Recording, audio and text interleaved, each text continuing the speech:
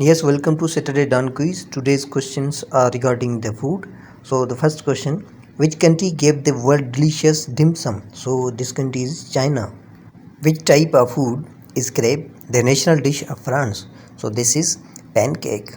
Which country's national dish is called doner kebab? Basically a wrap filled with roasted veal and lamb. So this country is Turkey.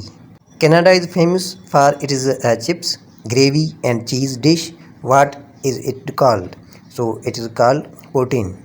Pad Thai is the national dish of Thailand. What does the word pad literally mean? So the pad literally mean is stir fry. Tacos are a famous Mexican dish.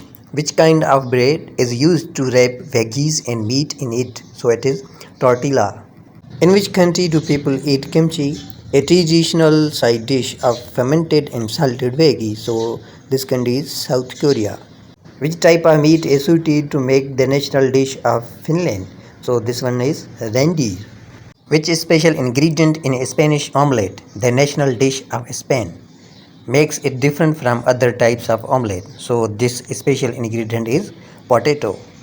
Fondue, the national dish of Switzerland, can be eaten by dipping bread into what? Into the melted cheese.